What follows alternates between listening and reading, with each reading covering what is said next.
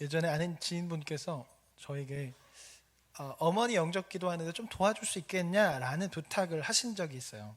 그러니까 앞서 몇몇 목사님도 왔는데 시도하다가 이제 안 되었대요. 그래서 어떻게 할까 이렇게 고민하고 기도하는데 갑자기 제가 생각난 거죠. 그 어머니를 예전에 제가 본 적도 있고 몇 번 뵌 적이 있고 또 제가 목사가 됐다고 하니까 그 지인분이 저한테 연락을 했어요. 해줄 수 있겠냐? 그래서 알겠다고 해서 날짜를 정하고 가기로 했어요.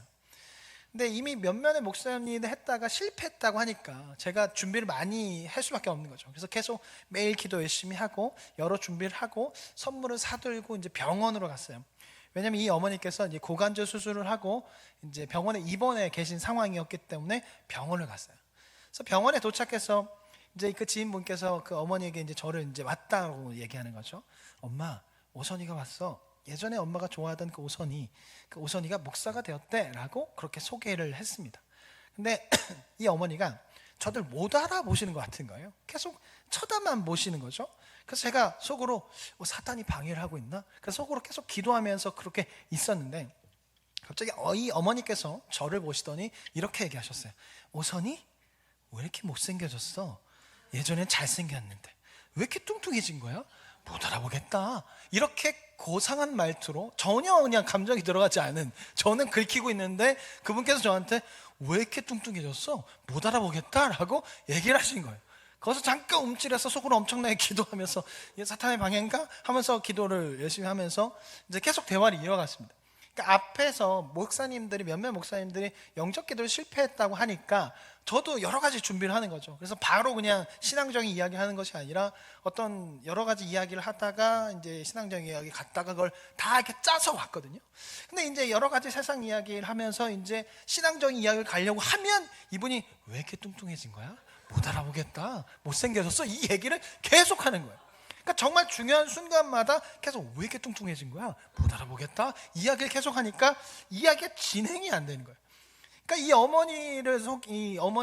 지인도 이 어머니 도대체 엄마는 왜 자꾸 그런 얘기 하는 거야? 라고 하면서 짜증을 내고 저도 안 되겠다 싶은 거죠.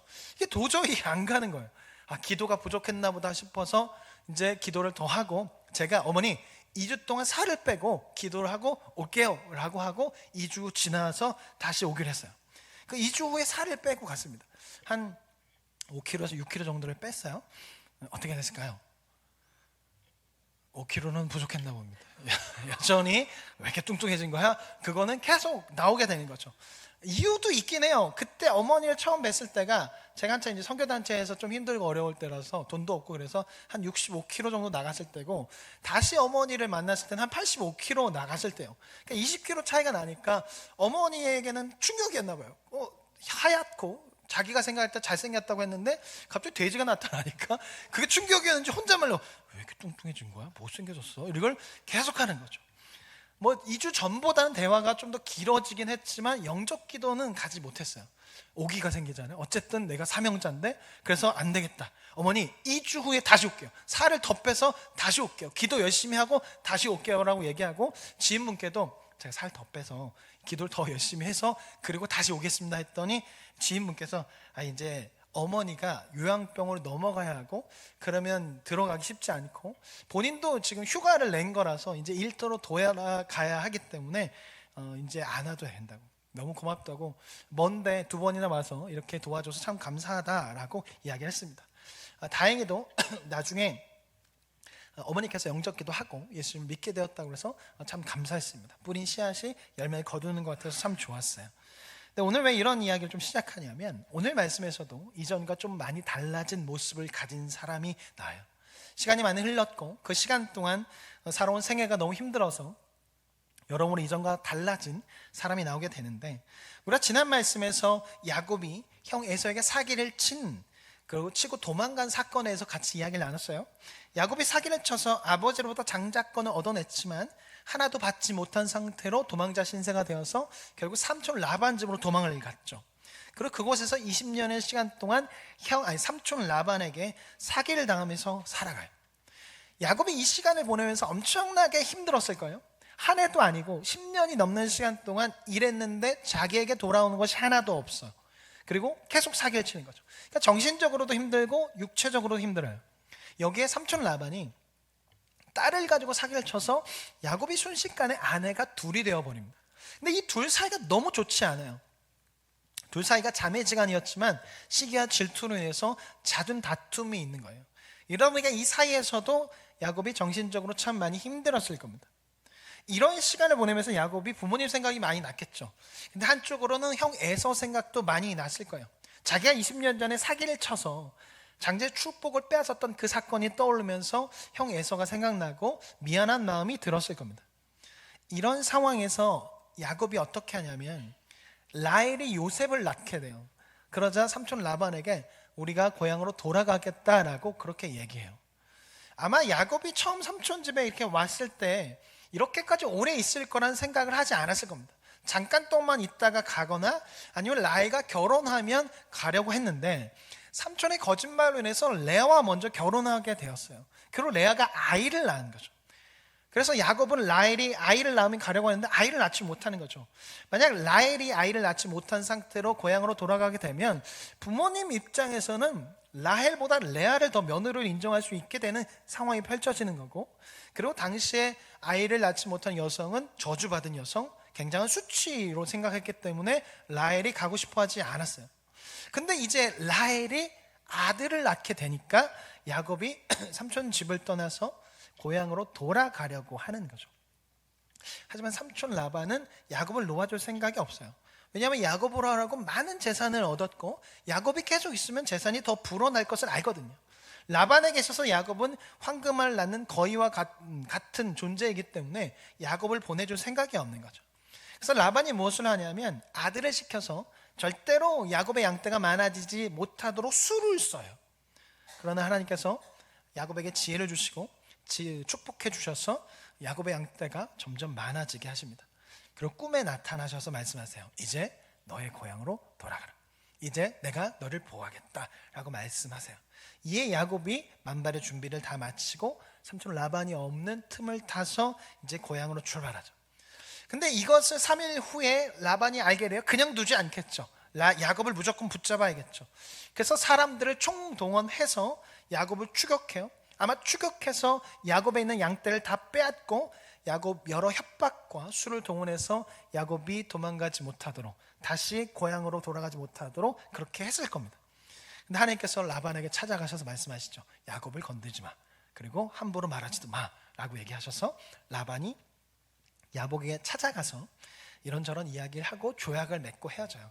이제 우리가 서로 앞으로 넘어가는 일이 없고 건드리지 않게 하는 그런 조약을 맺고 헤어집니다. 하나님의 도우심으로 20년이라는 길고 긴 악연이 끝나게 돼요.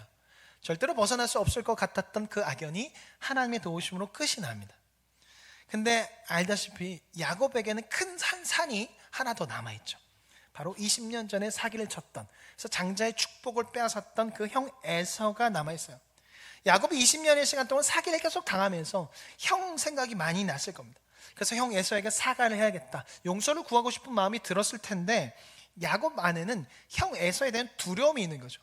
왜냐하면 이전에 자기를 죽이겠다라고 이야기를 했기 때문에 20년 지났지만 그 마음이 어떤 상태인지 모르고, 또한 이 사건은 지금 자신의 치부가 드러나는 사건이에요. 지금 야곱이 20년 동안은 굉장히 정직하고 성실하게 일을 했단 말이에요. 그런데 이 전의 모습은 사기꾼이었고 거짓말쟁이였는데 이 모습을 자신의 아내와 아들들에게 보여주는 것이 별로 이렇게 보여주고 싶은 마음이 없었던 거죠.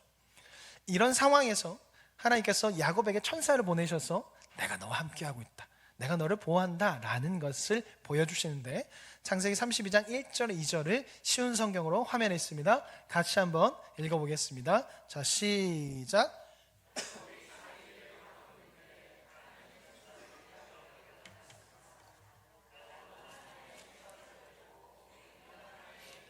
라고 말했습니다. 그래서 야곱은 그곳을 마하나임이라고 불렀습니다. 하나님께서 두려움에 떨고 있는 그 야곱에게 너의 곁에는 나의 군대가 있다, 그러니 걱정하지 말아라, 에서가 군대를 끌고 오더라도 나의 군대가 에서의 군대로부터 너를 보호할 것이다 라는 것을 보여주신 거죠. 그래서 야곱이 어느 정도 용기를 얻어요. 그래서 에서에게 신부름꾼을 보냅니다. 그래서 내가 어떻게 살아왔고 그리고 은혜 있기를 원한다라는 것을 전하도록 신부름꾼을 보내요. 근데 심부름꾼을 보냈던 사람이 와서 하는 말이 지금 형 에서가 400명의 사람들을 끌고 오고 있습니다 라는 얘기를 하는 거예요. 당시 400이라는 숫자는 군대를 상징했습니다. 앞서 아브라함이 318명을 데리고 연합군을 상대로 승리했단 말이에요. 근데 그보다 많은 400명인 것은 엄청나게 많은 수예요. 근데 그 무리를 지금 끌고 야곱에게 오고 있다는 것은 야곱 생각에 20년 전에 했던 그 행위로 해서 우리를 죽이기 위해 지금 군대를 끌고 오는구나 라는 생각이 들 수밖에 없는 거죠. 그래서 야곱이 다시 두려움에 빠지게 됩니다. 그래서 현실적인 방법을 선택해요. 자신의 가족과 가축들을 둘로 나누고 형 에서에게 예물을 보내고 자기는 뒤로 빠져 있어요. 가족 뒤에 숨어 있습니다. 분명히 앞전에 하나님께서 하나님의 군대를 보여주심으로 내가 너를 보호한다, 내가 너와 함께한다라는 것을 보여주셨는데 에서의 군대를 보니까 그런 것들이 사라지는 거죠. 그리고 다시 두려움에 빠지게 되는 겁니다. 야곱은 두려움 가운데 기도했고 하나님께 주시는 메시지도 받았지만 사라지지 않는 그 현실의 문제로 인해서 두렵고 답답한 마음이 다시 생긴 거예요. 근데 이런 것이 야곱만 그런 것이 아니라 우리도 그렇고 성경에 나오는 많은 인물들도 그렇습니다. 하나님께서 주신 은혜가 있었고 그 메시지가 있었음에도 바뀌지 않는 현실로 인해서 두려워하고 번민하고 답답했죠. 다니엘 같은 경우 하나님께서 꿈을 통해서 환상을 보여주셨고 그 꿈을 해석해 주셨거든요. 근데 그 해석의 내용이 되게 희망적인 내용이었어요. 그럼에도 그의 마음에는 두려움과 답답함이 있었어요. 번민하였더라 라고 나와 있습니다. 다윗 같은 경우도 수많은 찬양을 불렀지만 다윗의 시편을 보면 자주 두려워하고 걱정하는 내용들이 많이 있어요. 하나님을 향해 뭐 하시냐고, 두렵다라고 그렇게 말합니다. 근데 이런 다윗과 다니엘의 공통점이 있는데 그게 뭐냐면 이 사람들이 두려움과 번민으로 끝내지 않는다는 거예요. 다니엘은 그 두려움과 답답한 상황 속에서 하나님께서 주셨던 그 메시지를 마음속에 품고 살아가요. 그리고 그 가슴 속에 있는 그 메시지를 가지고 어디로 가냐면 기도의 자리로 나아가는 거죠. 창을 열고 기도할 때 그 두려움을 드리고 두려움 가운데 주신 그 메시지를 계속 선포하면서 나아가는 거예요. 이것이 다니엘을 기도의 사람, 믿음의 사람으로 만든 거죠. 다윗도 마찬가지입니다. 다윗은 기쁠 때만 주님을 찾는 것이 아니라 두려울 때, 답답할 때, 불안할 때 주님 앞에 나아갔습니다. 그 마음을 가지고 주님께 호소하고 외친 거죠. 이것이 다윗을 하나님 마음에 합한 자가 되게 하셨어요. 오늘 말씀에서 야곱도 마찬가지입니다. 야곱은 너무나 두렵고 떨렸지만 그것을 끝내지 않고 하나님 앞으로 나아갔어요. 창세기 32장 9절부터 12절 쉬운 성경입니다. 화면에 있습니다. 같이 한번 읽어보겠습니다. 자, 9절 시작. 야곱이 말했습니다. 제 할아버지 아브라함의 하나님, 제 아버지 이삭의 하나님, 하나님께서는 저에게 내 나라, 내 집으로 돌아가거라, 내게 은혜를 베풀어 줄 것이다 하고 말씀하셨습니다. 저는 하나님께서 저에게 베풀어 주신 온갖 은혜와 사랑을 받을 자격이 없는 사람입니다. 제가 처음 요단강을 건넜을 때 저에게는 지팡이 하나밖에 없었습니다. 그런데 지금 저에게는 재산을 둘로 나눌 수 있을 만큼 많은 재산이 있습니다. 제발 저를 제 형 에서로부터 구해 주십시오. 에서가 와서 저와 아이들의 어머니와 아이들까지 해치지 않도록 해주십시오. 하나님께서는 저에게 내가 너에게 은혜를 베풀겠다, 내가 내 자손을 바다의 모래처럼 셀 수도 없이 많게 해주겠다고 말씀하시지 않으셨습니까? 야곱은 두렵지만 약속의 말씀을 붙잡고 계속해서 하나님께 나아가는 거죠. 여전히 두렵고 걱정되지만, 그래서 현실적인 방법을 취하지만 하나님께 주신 그 약속의 말씀을 붙잡고 가는 거예요. 너무나 두렵고 답답해서 현실적인 방법을 선택하지만 그래도 포기하지 않고 하나님의 이름을 부르며 하나님의 약속을 선포하는 거죠. 두려움 가운데 계속해서 하나님의 말씀을 선포하는 거예요. 그리고 하나님께서 이 야곱의 선포 가운데 응답하시는데 하나님은 야곱에게 천사를 보내시고 그 천사와 밤새 씨름하게 하세요. 두려움에 떨고 있는 야곱에게 천사를 보내셔서 그 두려움이 사라지도록, 그 두려움을 이길 수 있도록 하신다는 거죠. 여기서 기억할 것이 뭐냐면 하나님은 믿음을 지킨 야곱에게 그 상황을 없애주신 것이 아니라 그 상황을 이길 수 있는 힘을 주셨다는 거예요. 두려운 상황 가운데 하나님의 이름을 부른 야곱에게 두려움의 상황을 없애주신 것이 아니라 그 상황을 이길 수 있는 용기와 지혜를 주신 거죠. 그래서 오늘 말씀 1절에 보면 두려워하던 그 야곱이 에서가 400명의 군사를 거느리고 올 때 눈을 들어서 그것을 볼 수 있게 된 거예요. 앞전에는 두려워서 피하려고 했고 자신은 뒤에 있었거든요. 근데 이제 눈을 들어서 그 에서와 장정들을 보게 되고 3절에 보면 가족들 뒤에 숨어 있는 것이 아니라 가족들 앞에 서서 형에게 나아가게 돼요. 밤사이 천사와 씨름을 하고 힘을 얻은 거죠. 그래서 그 힘을 얻은 야곱은 두려움에서 벗어나게 되었고 그 상황을 견딜 수 있는 힘이 생긴 겁니다. 여기서 우리가 한 가지 기억해야 할 것이 있는데 하나님은 우리 앞에 놓여진 산을 없애주시거나 바다를 없애주시는 것이 아니라 산을 올라갈 수 있는 힘을 주시며 바다를 건널 수 있는 힘과 지혜를 주셔서 산을 넘게 하시고 바다를 건널 수 있게 하시는 분이에요. 능히 바다를 없앨 수 있고 산을 옮기실 수 있는 분이시지만 하나님께서 그렇게 하지 않으시고 산을 오르고 바다를 건널 수 있게 하신다는 거죠. 이것을 통해서 또 다른 산과 바다를 만나더라도 하나님을 의지하며 건널 수 있도록 산과 바다를 없애지 않으시고 산과 바다를 건널 수 있게 하세요. 인생을 살아가다 보면 산과 바다를 계속 만나게 되거든요. 우리 앞에 산과 바다가 계속 놓이게 되거든요. 그래서 하나님은 야곱에게 에서와 군대를 없애주신 것이 아니라 그 에서와 군대를 바라볼 수 있도록 상대할 수 있도록 힘을 주시고 지혜를 주시고 용기를 주신 거예요.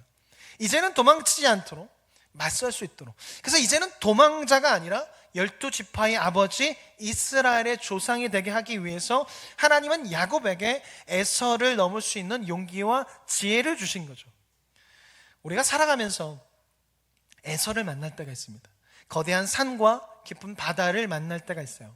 이때 우리는 에서를 없애주세요, 산과 바다를 없애주세요 라고 기도하며 나아갑니다.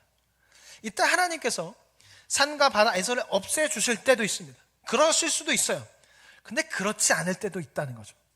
그 에서와 산과 바다만 없으면 살 것 같은데 하나님은 그것을 그냥 두실 때가 있어요. 그것을 통해 하나님께 나아오길 원하고 그것을 통해 에서와 산과 바다가 여전히 있어도 살아갈 수 있는 힘과 지혜를 얻기를 바라셔서 그것을 그냥 두실 때가 있다는 거죠. 드라마 중에 눈이 보시게라는 드라마가 있어요. 보신 분, 1부 때 보신 분 손 안 들더라고요. 부끄러워서 못 들었다고 하는데 눈이 보시게라는 드라마가 아마 보신 분이 있을지도 있겠는데 김혜자가 나옵니다. 저는 이게 다 보진 않고 어느 내용을 본 것을 좀 말씀을 드리려고 하는데 김혜자가 치매에 걸렸어요. 알츠하이머에 걸려서 자기 아들을 못 알아봐요. 그런 가운데 이 김혜자가 눈만 오면 눈을 쓰는 거예요. 아들이 보면 이게 답답한 거죠. 화가 나는 거죠. 감기 걸리면 큰일 날 텐데. 그래서 아들이 눈을 쓸고 있는 어머니를 보고 뭐 하는 거냐고, 왜 눈을 쓸고 있냐고, 집에 들어가 쉬고 있지 왜 눈 맞으면서 눈을 쓸고 있냐고 라고 이렇게 말해요. 치매에 걸려서 아들을 못 알아보거든요.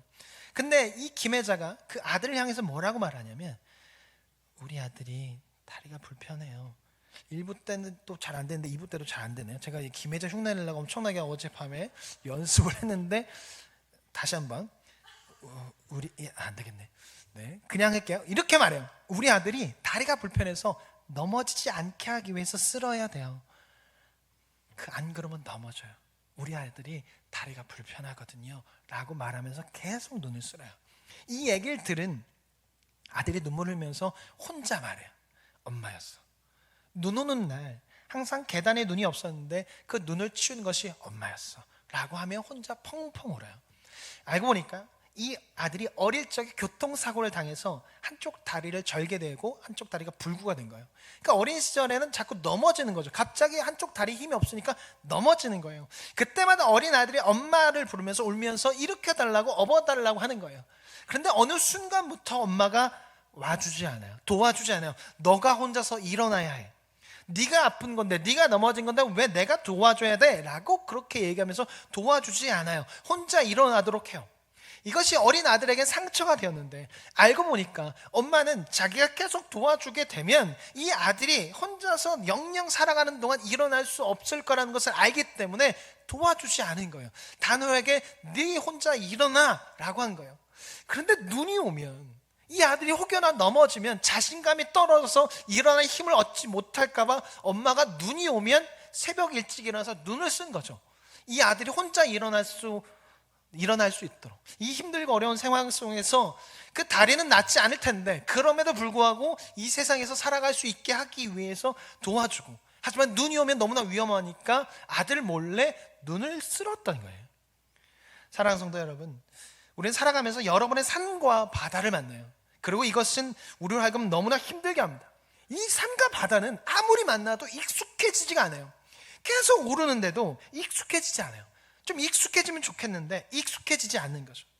그래서 매번 만나는 산과 바다는 우리를 흔들어대고 우리 신앙도 흔들어댑니다. 이때 우리가 할 수 있는 것이 없어요. 우리는 우리 힘으로는 산과 바다를 건널 수 없고 넘을 수 없고 그 두려움에서 벗어날 수가 없습니다.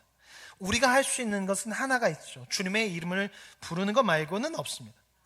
근데 우리가 그 주님의 이름을 부를 때 주님께서 야곱에게 군대를 보여주셨고 담대한 마음을 갖게 하신 것처럼, 천사를 보내서 담대한 마음을 갖게 하신 것처럼 우리에게도 은총을 베풀어 주시고 우리에게도 주님의 일하심을 생각나게 하시고 우리에게도 담대한 마음을 갖게 하셔서 그 두려움에서 벗어나게 하시고 산과 바다를 건널 수 있게 하신다라는 거죠. 사랑하는 성도 여러분, 산과 바다를 만나셨고 그래서 답답하고 두렵고 그러시다면 그 마음을 가지고 주님의 이름을 부르십시오. 그 자리에서 주님의 이름을 부르고 계속해서 그 자리에 있다 보면 하나님께서 두려움 대신 이길 수 있는 마음을 주실 것이고 견딜 수 있는 마음을 주실 것이고 버틸 수 있는 마음을 주실 겁니다. 그 주님께 여러분의 마음을 드리시기를 바랍니다. 두 번째, 그러면 에서는 왜 400명의 장정을 데리고 왔을까? 정말 야곱과 그의 가족들을 다 죽이고 복수하기 위해서 400명의 용병들을 끌고 왔을까? 예전에는 그렇게 해석하기도 했습니다. 에서가 복수에 불타서 용병을 사서 용병을 데리고 와서 다 죽여버리겠다고 온 것이다 라고 보기도 했지만, 그렇게 보기에는 화해하는 과정이 너무나 평화로워요. 4절에 보면 형 에서가 먼저 달려와서 야곱을 맞이하고 입을 맞추고 울어요. 야곱을 죽이려고 400명을 끌고 왔다고 하기엔 너무나 평화로워요. 그러니까 애초부터 야곱을 죽일 생각으로 400명을 끌고 온 것은 아니라는 거죠. 그런데 그렇다고 해서 에서가 야곱을 환대하기 위한 마음으로 온 것은 아니었을 거예요. 어쨌든 과거에 자신을 속였단 말이에요. 장자권을 그것으로 죽이고 싶은 마음까지 들었고, 이 사건으로 해서 부모와 절연까지 했던 사건이거든요.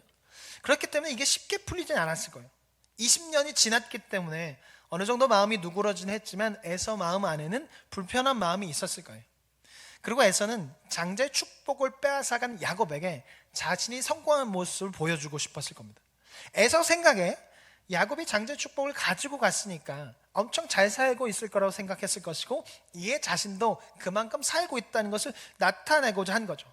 그래서 에서는 400명의 군사를 이끌고 내가 이만큼 성공했어 라는 것을 보여주려고 하는 것이죠. 또한 에서는 400명의 군사를 데리고 있을 만큼 성장한 족장이에요. 그냥 혼자가 아닌 거죠. 예전에는 사냥꾼으로서 혼자 왔다 갔다 하면서 그렇게 다녔다면 이제 그게 아니라 족장이 됐고 지도자예요. 혼자 움직일 수 없어요. 위험에 빠질 수 있으니까 어디를 가든 에서는 호위대가 따라붙는 거예요. 근데 그 밑에 있던 부하들이 이 족장이 자기 친동생을 만나러 간다는데, 친동생이 과거에 이 족장에게 안 좋게 한 행동이 있잖아요. 사기를 친 행동이 있으니까 혹시나 모르니까 이 에서를, 족장을 보호하기 위해서 400명의 군대가 함께 움직인 거라고 볼 수 있는 거죠. 그런데 그렇게 준비해서 간 에서 앞에 나타난 동생 야곱의 모습이 너무나 처량한 거예요. 에서는 야곱이 자신의 장자권을 빼앗아 갔기 때문에 엄청나게 성공해서 돌아올 줄 알았는데 그 앞에 나타난 야곱의 모습은 너무나 처량했습니다. 그러니까 어릴 때 보았던 야곱이 아니에요. 자신이 생각했던 야곱의 모습이 아니었습니다. 앞서 설명드린 것처럼 야곱은 삼촌 라반 집에서 20년 동안 육체적으로 엄청나게 고생했어요. 계속되는 삼촌 라반의 거짓말로 인해서 엄청나게 고생하며 살았죠. 그래서 야곱의 얼굴에는 엄청난 주름과 고생의 흔적이 역력했을 거예요. 또한 야곱은 육체적인 고통뿐만 아니라 정신적인 고통으로 인해서 힘들었죠. 계속되는 삼촌 라반의 거짓말과 두 아내 사이에서 계속되는 다툼으로 인해서 야곱은 꽤나 힘들었고, 이것이 야곱의 얼굴에 그대로 나타났을 겁니다. 이뿐 아니라 야곱은 형 에서를 만나기 전날 밤에 천사와 밤새 씨름을 했어요. 이 과정에서 야곱이 허벅지 관절을 다치게 됩니다. 고관절이라고 이야기하기도 하는데, 그래서 이것으로 해서 제대로 걷지 못했어요. 평생 쩔뚝거리면서 걸어 살았어요. 한쪽에 힘이 들어갈 수가 없는 거니까 이러고 다니겠죠. 계속 쩔룩하면서 다리에 끌고 다니는 거예요. 이런 상황에서 3절을 보면 야곱이 무엇을 하냐면 형 에서에게 용서를 구하러 가는데 몸을 7번 땅에 굽히며 나아갑니다. 이게 당시에 신하가 왕 앞에 예의를 갖추어 나아갈 때 하는 행동이었거든요.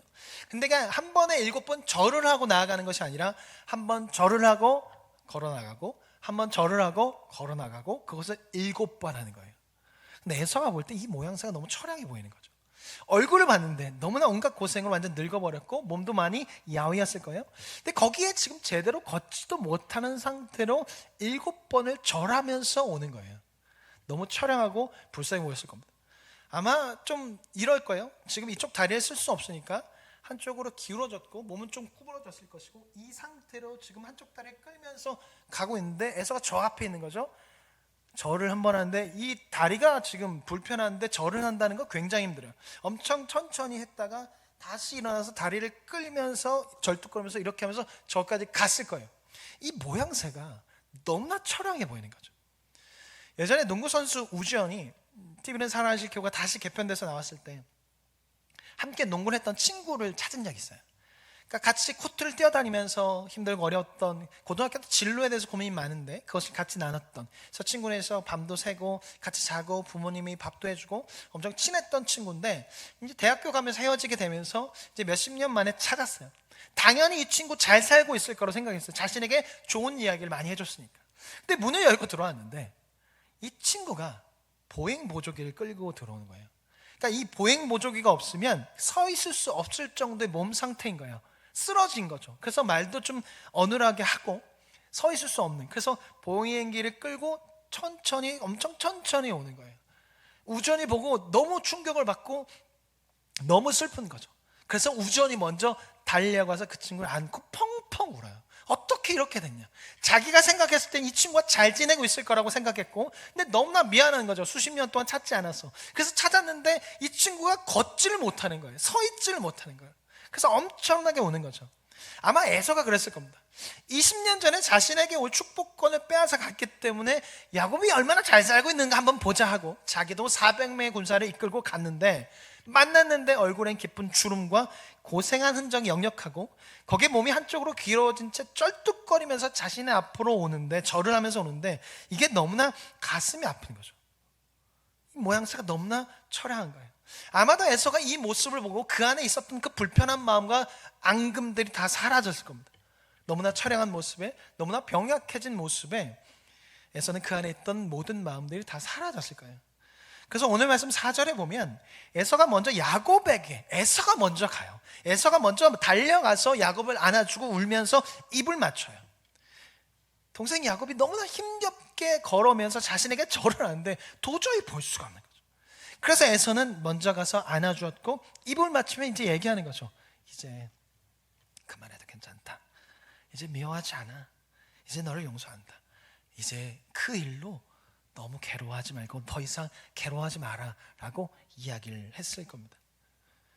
이 모든 과정을 겪으면서 야곱은 참 힘들었을 거예요.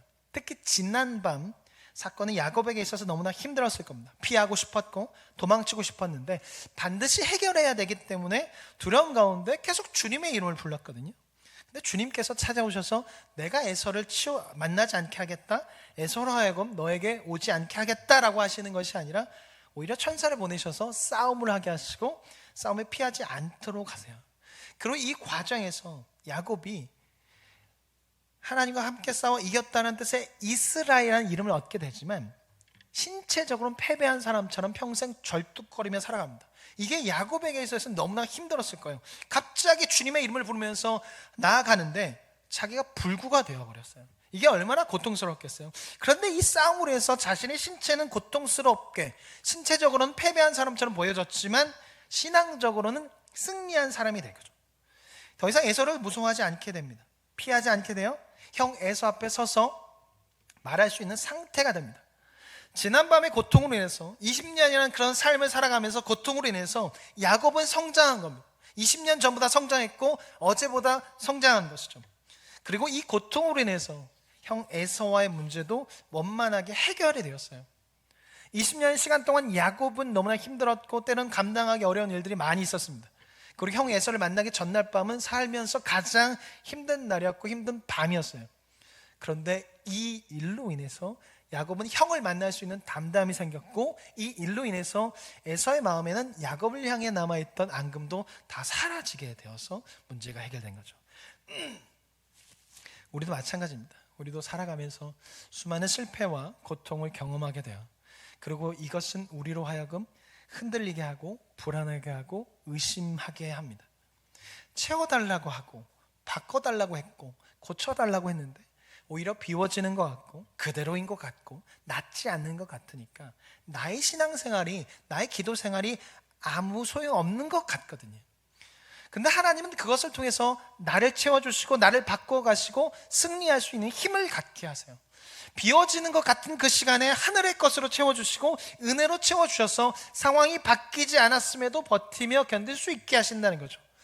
세상이 줄 수 없는 것으로 채워주셔서 더욱더 성장하게 하신다는 거죠. 비워짐이 하늘의 것으로 채워지게 되고 고통이 평안함으로 바뀌게 되고 실패가 승리가 되게 하신다는 거죠. 예수님께서 그것을 보여주시기 위해서 이 땅 가운데 오셔서 낮아지셨고 비워지셨으며 고통 가운데 살아가셨습니다.